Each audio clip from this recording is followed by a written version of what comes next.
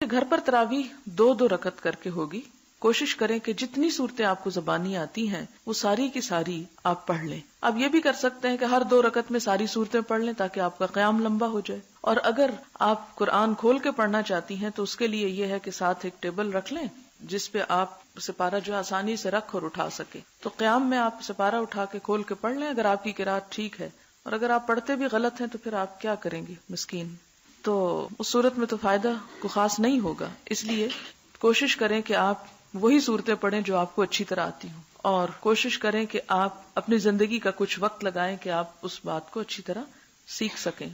اس میں ایک بات یاد رکھیں کہ اگر آپ سپارہ کھول کر پڑھ ہی رہے ہیں تو آپ کی حرکت کثیر نہیں ہونی چاہیے، کیونکہ حرکت کثیر نماز میں خلل ڈالتی ہے. حرکت کثیر کا مطلب ہے یہ نہیں کہ آپ اس کو کھول کے کھڑے ہو جائیں، پھر ایک ورقہ آگے پلٹیں، پھر پیچھے پلٹیں، پھر آپ ادھر ادھر دیکھیں، پھر آپ بند کر کے رکھیں. یہ چیزیں جو ہیں یہ درست نہیں. نماز کا اپنا خشوع و خضوع اور نماز کا اپنا احترام جو ہے وہ باقی رہے گا. فرض نمازوں کے علاوہ نفل نمازوں میں قرآن کریم سے دیکھ کر تلاوت کرنا جائز ہے. حضرت عائشہ رضی اللہ تعالی عنہ کے غلام ذکوان قرآن کریم سے دیکھ کر نماز پڑھایا کرتے تھے.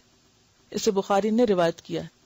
صرف خود نہیں پڑھتے تھے بلکہ پڑھاتے بھی. اب اس کا یہ مطلب نہیں کہ سب حفظ بند کرتے یا حفظ کرنا چھوڑ دیں اور صرف آسان طریقہ اختیار کر لیں. نہیں، حفظ کرنے والے حفظ کریں، لیکن پاسبل نہیں کہ ہر جگہ حافظ موجود ہو. تو پھر ایسے میں تو قرآن پاک نماز انسان پڑھ ہی نہیں سکتا. تو یہ چیز چونکہ صحابہ کے سامنے ہوئی اور کسی نے اس کو رد نہیں کیا، اس کا انکار نہیں کیا، منع نہیں کیا، ناپسند نہیں کیا، تو اس لیے اس کا جواز موجود ہے. نفلی عبادت میں جب تک شوق اور رغبت رہے کرتے رہنا چاہیے. تکلیف یا تھکاوٹ محسوس ہو تو چھوڑ دینا چاہیے. عبادت میں اعتدال پسندیدہ ہے.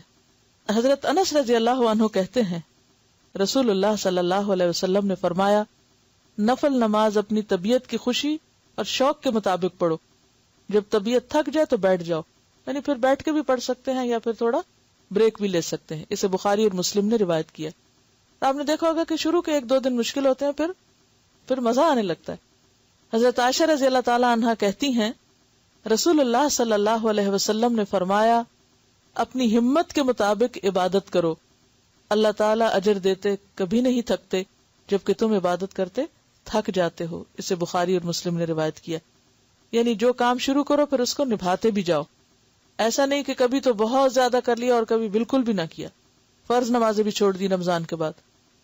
حضرت عبداللہ بن عمرو بن عاص کہتے ہیں رسول اللہ صلی اللہ علیہ وسلم نے فرمایا، اے عبداللہ، تم فلاں آدمی کی طرح نہ ہو جانا جو رات کو عبادت کے لیے اٹھا کرتا تھا پھر اس نے اٹھنا چھوڑ دیا. اسے بخاری اور مسلم نے روایت کیا ہے. یعنی خواہ تھوڑی عبادت ہو لیکن کیا پسندیدہ ہے؟ مستقل مزاجی کے ساتھ.